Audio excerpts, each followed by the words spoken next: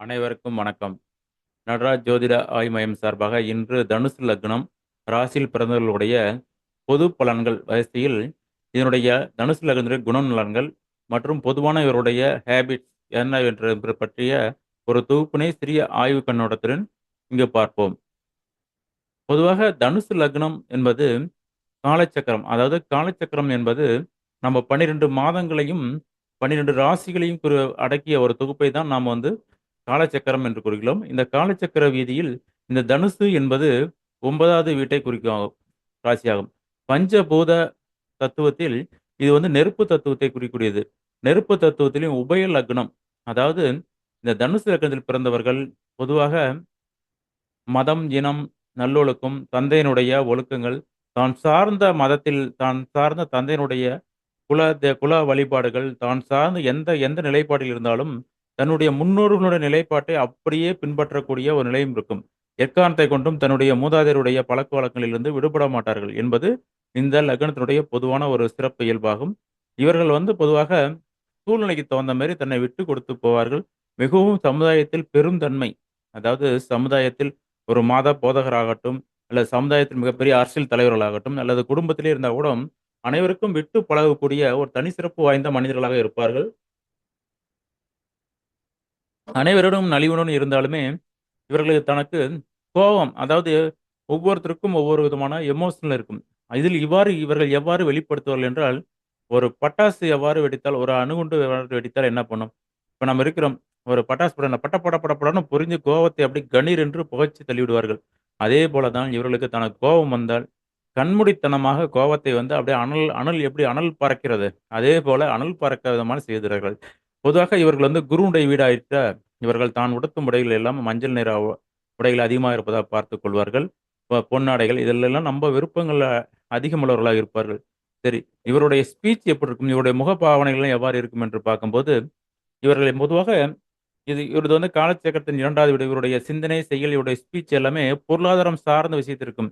இப்ப யாராவது "நீ என்னப்பா தொழில் செய்ற?" அப்படின்னு சொல்லி கேட்டா, இவர்கள் இவருடைய வாயிலிருந்து ஸ்பீச் வந்தாவே எல்லாமே பார்த்தீங்கன்னா, பொருளாதாரம் சார்ந்த விஷயத்தா தான் இருக்கும். நிர்வாக திறமை எப்படி பண்றது? பொருளாதாரம் எந்த வழியில வந்தா எவ்வாறு சம்பாரிக்கலாம்? பணம் நோக்கோடவே இருந்த ஒருத்தனுடைய வாயிலிருந்து ஸ்பீச் வரும்போதெல்லாம் பணம், பணம், பணம், பணம் என்ற வழியில இருக்கக்கூடிய ஸ்பீச் நோக்கத்தோடே இருப்பார்கள். சற்று மந்தத்தன்மை. எதா இருந்தாலும் கொஞ்ச நேரம் யோசிச்சு தான் பேசுவாங்க. அப்படியே யோசிச்சாலும் சிந்திச்சுட்டே பேசிட்டே இருப்பாங்க. நான் ஸ்டாப். பேச்சில் முற்று பெறாமல் பேசிக்கொண்டே இருப்பார்கள். அதில் எல்லாமே தொழில் சார்ந்த சிந்தனைகளா இருக்கும். இவர்கள் சாப்பாட்டில் கூட கொஞ்சம் மெதுவாக சற்று மெதுவாகவும், கவனத்தோடையும் கொஞ்சம் நம்ப ஹைஜீனிக்கான உணவுகளை விரும்ப மாட்டார்கள். கொஞ்சம் லைட்டா கொஞ்சம் ஆறி போன மாரி இருந்த உணவுகள். நம்ப சூடா சாப்பிடுறோம். கொஞ்சம் மெதுவா இருந்தா நம்ப நல்லா ஜில்லுன்னு இருக்கிறத விட நல்லா கொஞ்சம் கரிசா கடினமான பொருட்களை மடார்ன்னு என்று கடிக்கக்கூடிய வகையான பொருட்களை சாப்பிடுவது நம்ப கவனத்துடன் இருப்பார்கள். சரி, இவர்களுடைய சிந்தனை எவ்வாறு இருக்கும்? இவருடைய சிந்தனை, இவருடைய பயணங்கள் எல்லாமே ஒரு நிலைத்தன்மை. ஒரு ஸ்டேபிள் பண்ணுவேன். நான் இப்படிதான் பயணம் பண்ணுவேன். என்னுடைய சிந்தனை இப்படிதான் நிலைப்பாடா இருக்கும். அந்த எடுத்த முடிவும், சிந்தனையும் ஒரே நிலைப்பாடாக இருக்கும். அதாவது சமுதாயத்தில் இவருடைய சிந்தனைகள் மிகுந்த வலிமையானதாக இருக்கணும். இவருடைய சிந்தனைகள் எல்லாமே பார்த்தீங்கன்னா, காலப்போக்கில் அந்த எடுக்கக்கூடிய சிந்தனைகள் மற்றவர்களுக்கு பார்த்தீங்கன்னா, ரொம்ப கடினமானதாக தோன்றலாம். ஆனா, அதில சுயநலம் இருக்காது. பொது நலன் கருதி இந்த தான் எடுக்கக்கூடிய முடிவுகள் அனைத்தும், சிந்தனைகள் அனைத்துமே தொழில் சார்ந்த விஷயமாகவும், மிகவும் உள்ளுக்குள்ள பார்த்தீங்கன்னா, சற்று பயந்தவனா கோழைத்தனமான முடிவுகள். ஒரு முடிவு எடுக்கிறதுன்னா நம்ப தடுமாறுவார்கள், சிந்திக்கிறது. ஆனா சிந்திச்சாலுமே கொஞ்சம் மந்தத்தன்மையுடன் சிந்திக்கக்கூடிய ஆற்றல் படைத்தவர்கள். பயணங்கள் பயணங்கள் மேற்கொள்ளும்போது கூட நம்ப காற்று பகுதிகள், நம்ப இன்ப சுற்று சிறுதூர பயணங்கள் அது ஒரு பயணத்த அப்படியே லைவா அப்படியே போவாங்க மந்தமா. ஒரு ஸ்பீடா போயிட்டு ஸ்பீடா வரணும். அப்படியே மந்தத்தன்மையோட ஜாலியா என்டர்டெயின்மென்ட் பண்ணக்கூடிய இருப்பார்கள். இவர்கள் சகோதரரிடத்திலும் நம்ப மகுந்த பாச உணர்வுகளுடன் இருப்பார்கள். அ இவருடைய 4ஆம் இடம் என்பது தன்னுடைய தாய், வண்டி, வாகனங்கள். இவருடைய தாய் பொதுவாக இவருடைய தாய் நம்ப குரு, நம்ப தெய்வத்தன்மாகவும், மிகுந்த பாரம்பரியம் மிக்க ஆச்சாரமான குடும்பத்திலிருந்து வந்த குடிமகவும், இவருடைய வாழ்க்கை தரங்கள்லாம் எப்படி இருக்கும்னு தாயாரோட இந்த தாயாருக்கு இவருடைய இந்த தனுசு லக்னத்தில் பிறந்தவருடைய தாயாருக்கு தெரியாத சுமைகள் எதுவுமே இருக்காது. உலக வாழ்வியல் அனைத்தையுமே அனுபவிச்சு, இவருடைய பரம்பரைகள் அனைத்துமே வாழ்க்கை தத்துவங்களும், வாழ்க்கையில் ஏற்ற தாழ்வுகளும், பொருளாதார வாழ்க்கையில் எப்படியெல்லாம் இருந்து அடித்தட்டிலிருந்து கடல் மழை நீர் மற்ற நீர்கள் எல்லாம் எங்கே சங்கமிக்கிறது? கடலில் சங்கமிக்கிறது. அதேபோல இவர்களுடைய தாயினுடைய உணர்வும், வாழ்க்கை பாதையில் எண்ணற்ற பாதையில் சென்றாலும், அந்த உணர்வுகள் உணர்வு மிக்கவர்களாக இருப்பார்கள். அதே நேரத்தில் நிதானத்தோடு இருப்பார்கள். இவர்களை இவருடைய வாழ்க்கை இவ்வாறு இருக்கும். அடுத்ததாக இவர்கள் பயன்படுத்தக்கூடிய பொருட்கள் எல்லாமே சூழ்நிலைக்கு தகுந்த மாரி மாற்றிக் கொள்வார்கள். அந்த பொருட்கள் அனைத்துமே ரொம்ப ஹைஜீனிக்கா இருக்கணும். அது சும்மா யாராச்சும் பார்த்தா நீட்னஸா இருக்கணும். ஹைஜீனிக்காவும் இருக்கணும், நீட்னஸா இருக்கணும், நல்லா பெர்ஃபெக்ட்டா இருக்கணும். அதாவது யாரும் தன்னை பார்த்து குறை சொல்லிறக்கூடாது. அதே மாரி பெர்ஃபெக்ட்டாவும், ஆழ்ந்த சிந்தனையும், தான் போட்டிருக்கிற ஒரு கௌரவம் இல்லாத மனிதனாகவும் இருக்கும். அதே நேரத்தில் சற்று ஆழ்ந்த சிந்தனை இருக்கக்கூடிய ஒரு மனிதர்களாகவும் இருப்பார்கள். கடல் பயணங்கள், பயணங்கள்ல பார்த்தீங்கன்னா, இப்ப வீடுலாம் எங்க கட்டணும்னா, நான் ஒரு கடல்ல ஒரு கப்பலே வாங்கி அதில வீடு கட்டி நான் இருந்தா சந்தோஷமா இருப்பேன். எங்கப்பா நீ வசிக்க போற? எங்கப்பா வீடு? உங்களுக்குலாம் வீடு எப்படி இருக்கணும் அப்படின்னு பார்த்தா, ஒரு நீர்நிலை பகுதியா இருக்கணும். அங்க ஒரு கடற்கரை மிகுந்த பெரிய கடற்கரையா இருந்தாலும், எனக்கெல்லாம் வசதி இருந்ததுனாப்ப, நான் கடல்லயே ஒரு போட்டோ அல்லது பெரிய ஒரு கப்பலே வாங்கி அதிலேயே நான் ரெசிடென்ஸ் பண்ணிக்குவேன். கொஞ்ச காலம் கடல் சார்ந்த நீர்நிலை சார்ந்த பகுதியில இருந்தா நான் சந்தோஷப்படுவேன். அப்படிங்கிற மாரி ஒரு அப்டேட் இருக்கும். கடல்ல கூடிய படகு சவாரிகள், கடல் சார்ந்த வாகனங்கள் அனைத்துமே வச்சிருக்க விரும்புவார்கள். கடலுக்குள்ள இருக்கக்கூடிய வாகனங்கள்லாம். ஏன்னா, உலகத்தில் 3 பங்கு கடல் சார்ந்தது. அதனால கடல் பயணங்கள், கடல் தூர தேசங்களில் உள்ள வாகன உற்பத்திகள், கப்பல் கட்டும் தொழிற்சாலை எல்லாம் இவர்கள் கையில் விட்டது தான் ஸ்டடீஸ்லாம் பார்த்தீங்கன்னா. சரி இதெல்லாம் மேலோட்டமா பார்க்குறோம். அடுத்தது இவருடைய சிந்தனை, தர்ம சிந்தனை, இவருடைய காதல் பண்ணக்கூடிய சிந்தனைகள், இவருடைய பூர்வ புண்ணியம் எல்லாமே எதிலயும் முதலிடம் இருக்கணும். டாப் ரேங்க் தான் சிந்திக்கிற சிந்தனையிலிருந்து, தான் செய்யப்படக்கூடியது ஷேர் மார்க்கெட் ஆவது, இவருடைய குழந்தைகள்லாம் பார்த்தா ரொம்ப பெர்ஃபெக்ட்டா ஃபயர்ஃபுல்லா இருப்பாங்க. தன்னுடைய குழந்தை வந்து ரொம்ப ஃபயர்ஃபுல்லா இருக்கணும். எதுலயும் முன்னோடித்தனமா வரணும் அப்படிங்கிறது வெறித்தனமா இருக்கணும். இவருடைய சிந்திச்சு கொஞ்சம் ரேஸ்லாம் பண்ண மாட்டாங்க. ஒரு போட்டி, பந்தய விளையாட்டுலாம், வீர விளையாட்டுலாம் பண்ணும்போது, இப்ப மற்றவங்கலாம் பார்த்தீங்கன்னா கொஞ்சம் யோசிச்சு பார்த்துருப்பாங்க. இல்லன்னா ஃபயர்ஃபுல் அப்படியே ஓடணும். அந்த ரத்தத்திலேயே ஒரு வெறி உண்டாகணும், மிடுக்கா இருக்கணும்.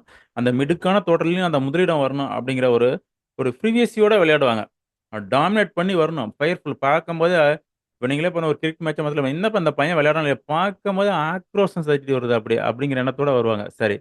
இவருடைய 6ஆம் இடம். 6ஆம் இடம் என்பது கடன், நோய், வழக்குன்னு சொன்னாலுமே, இவர்கள் வந்து இந்த 6ஆம் இடம் தான் 2ஆம் இடம் தான் பணம் சார்ந்த விஷயங்கள், போட்டிகள் இவர்களுடைய வேலைகள் அனைத்துமே பார்த்தீங்கன்னா, ரொம்ப லக்ஸூரியா இருக்கணும் வேலை செய்யும்போது. அப்படியே நீட்னஸா இருக்கணும். பெர்ஃபெக்ட்டா இருக்கணும். பணம் ஃபைனான்சியல் சம்மந்தப்பட்ட விஷயம் அப்படியே கணக்கு கால்குலேஷன் போட்டா துல்லியம் தான் வரும். அந்த அந்த நோட்டுக்கெல்லாம் பார்த்தீங்கன்னா, ஒரு பணத்த இவருக்கெல்லாம் மடிச்சு குடுத்தா பணத்தோட பெர்ஃபெக்ட்டா ஒரு சலவை நோட்டு மாரி வச்சிருப்பாங்க. இப்போ போட்டி பந்தயம் வந்தா, இவர் எந்த இடத்துல தன்னுடைய இந்த நாக்க வச்சு அவர் சமாளிச்சுட்டு வந்துர்றாரு 1000 பேர்த்த. அட என்னப்பா இவர்லாம் ஒரு வழக்கறிஞரா இருந்தாருன்னு வச்சுக்கங்க. ஏன்னா இவரு ஒரு ஒரு வாதாடும்போதே பார்த்தீங்கன்னா, இவருடைய ஸ்பீச்ச நான் கொஞ்சம் கேட்டுட்டே இருக்கலாமே! அப்படியே தத்துவமா பேசுவாங்க. அப்படியே குழஞ்சு குழஞ்சு பேசுவாங்க. இதெல்லாம் வந்து பார்த்தீங்கன்னா யாரு? ஒரு வழக்க வெற்றி எடுத்து தன் பக்கம் உள்ள நியாயத்த கேட்கறதுக்கு இவங்க பண்ணுவாங்க.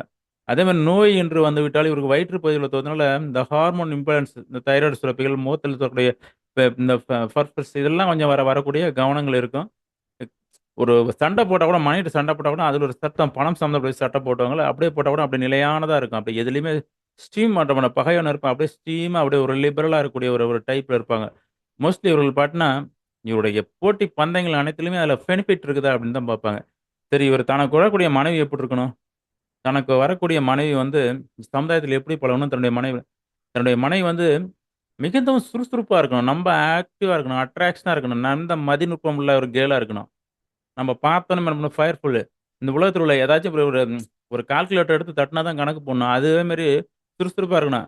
டேய் வா இந்த இடத்துக்கு வேணா டக்குன்னு சேஞ்ச் பண்ணக்கூடிய ஒரு டைப் உள்ள மனைவி தான் இவங்களுக்கு இருப்பாங்க. அப்படியே அறிவு சார்ந்த விஷயத்துல மிகப்பெரிய ஒரு கெட்டிக்காரத்தனமான ஒரு கேர்ள் தான் இவங்களுக்கு வந்து மனைவியாக லைக் பண்ணுவாங்க. மனைவியா வரக்கூடிய சூழ்நிலை அமைப்புகள் இருக்கும். அவங்களுடைய தோற்றங்கள் பார்த்தீங்கன்னா, சற்று வட்ட வடிவமா இருக்கலாம். சற்று சுருள் சார்ந்த முடிகள், பச்சை நிறத்த விரும்பக்கூடிய ஒரு கேர்ளா இருப்பாங்க. சமுதாயத்தில பார்த்தீங்கன்னா, இவருடைய அட்ராக்ஷன் இருக்கணும். ரொம்ப நெளிவு அப்படியே நகைச்சுவையோட பேசிட்டு சூழ்நிலைக்கு தகுந்த மாரி போயிருவாங்க. ஆனா சமுதாயத்தில இருந்து என்ன பண்ணும் காட்டுரு. அங்க இருக்கலாம் அப்ரேஷன் பண்ணிக்குவாங்க. விட்டு குடுக்க மாட்டாங்க. சரி அடுத்தது 8ஆம் இடம். இவருக்கு துன்பம் வந்தா எப்படி வரும்? துன்பம் என்பது இவர்கள் பயன்படுத்தக்கூடிய வாகனங்கள், வண்டி, வாகனங்கள், இவருக்கு பொருளாதார சார்ந்த விஷயத்தில உற்பத்தி நாளங்கள் சார்ந்த விஷயத்துல அவருக்கு நோய் வரும். நோய் வந்தா நுரையீரல், சளி சம்மந்தப்பட்ட விஷயங்கள் தொந்தரவுல அப்படியே அப்படியே அடுக்கடுக்கா இருந்து கொண்டே இருக்கும்.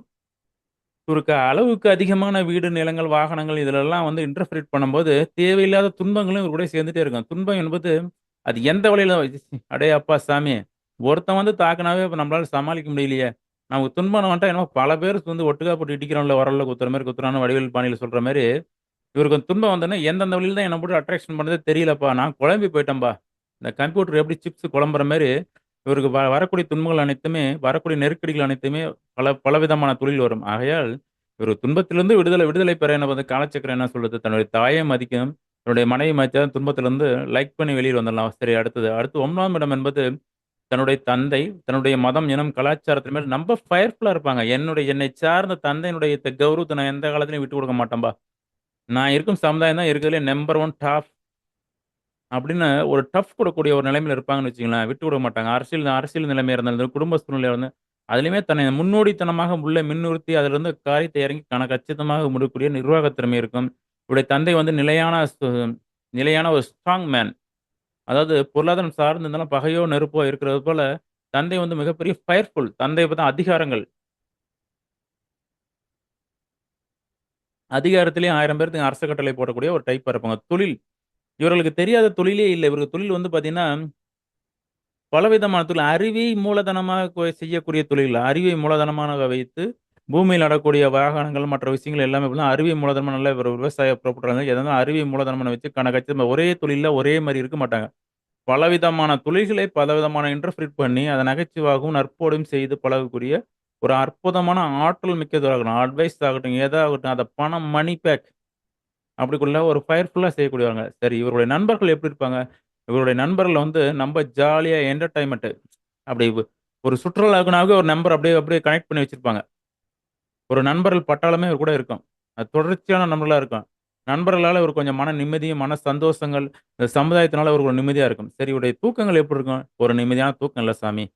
என்னால படுத்தா திக்கு திக்கு திக்குன்னு தூக்கத்திலருந்து எவனோ போட்டு நம்மள அடிச்சு புரட்டு 100 பேர் அடிக்கிற மாரி இருக்குதே. என்னால ஒரு ரகசியத்த கூட காப்பாத்த முடியுது. அந்த ரகசியத்த நிலையா வச்சுட்டோம்னு பார்க்குறேன். அது எங்கேயோ ஒரு பக்கம் நம்மள புடிங்கிட்டு போயிருதுடாப்பா. நம்மளால பவர்ஃபுல்லா இருக்க முடியாதுன்னு நிம்மதியான தூக்கமற்ற ஒரு மனிதனாக திகழ்வார்கள். இவ்வளவும் கற்பனை தான். அதான் மனித வாழ்க்கையில் ஒரு சில இன்ப துன்பங்கள் நம்மளை கலந்திருந்தாலும் பிளஸ் அண்ட் மைனஸ் தான் வாழ்க்கை. அதனால இவர்கள்லாம் நிறைந்த நல்லா தூங்கணும், நல்லா நிம்மதியா இருக்கணும், நல்லா காற்றோட்டமா தன்னுடைய உறக்கங்கள் மிக முக்கியம். உடம்புல ஹீட்னஸ் அதிகமா இருக்கு. அதனால தூக்கங்கள், உறக்கங்கள், தன்னை சார்ந்த ரகசியங்கள் இதெல்லாம் வந்து நீர்க்குமிழி போல இருந்துகிட்டே இருக்கும். மனசுக்குள்ள பார்த்தீங்கன்னா, அணையாத ஒரு குமிழி வந்து வேரூட்டு தோன்றிக்கிட்டே இருக்கும். இனம் புரியாத எ சிந்தனைகள் எல்லாமே. நான் யாருக்கிட்டயும் நான் என்னதான்பா ரகசியமா நான் வச்சிருந்தாலும் என்ன போட்டு வெடிச்சு புடுங்கி என்னையே பாய்சன் ஆயிருது. நான் எதெல்லாம் இந்த ஒரு பொருள வச்சிருக்கேனோ, அத நல்லா நிம்மதியா படுக்க கொடுத்து உறங்க முடியலையே! அப்படிங்கிற மாரி எண்ணங்கள், தோன்றங்கள் அப்படிலாம் அமைக்கும். இந்த பலன்கள் அனைத்துமே நீங்கள் பார்க்கும்போது பொது பலன்கள். இந்த லக்னத்தில் பிறந்தாலும் ஒரு ஒரு 50% போல பொது பலன்கள் நம்ம இருக்கும். அது இதற்கு அடுத்த ஸ்டேஜ்ல தான் பார்த்தீங்கன்னா, சந்திரன் திசாபுத்தி சந்திரனுடைய வாயிலாக நட்சத்திரத்தை குடுத்து அங்க ஒரு ட்ராக் வந்துட்டு இருக்கும். அதுக்கு அடுத்தபடியே ஒவ்வொருடைய வாழ்க்கை தரங்கள், திசா புத்திகள் 9 நவகிரகத்தில 9 திசாபுத்திகள் ஒவ்வொரு விதமான ட்ராக்ல அக்யூஸ்ட் பண்ணும். சரி அன்பர்களே, முடிந்தவரை இந்த வீடியோவை காணொளியை காண்பர் நண்பர்கள் வந்து சப்ஸ்கிரைப் செய்யுங்கள். உங்க நண்பர்களுக்கும் ஷேர் செய்யுங்கள். மேலும் மேலும் உங்களுக்கு அடுத்த பதிவில் மிக முக்கியமான தகவலுடன் உங்களை சந்திக்கிறேன். நன்றி, வணக்கம்.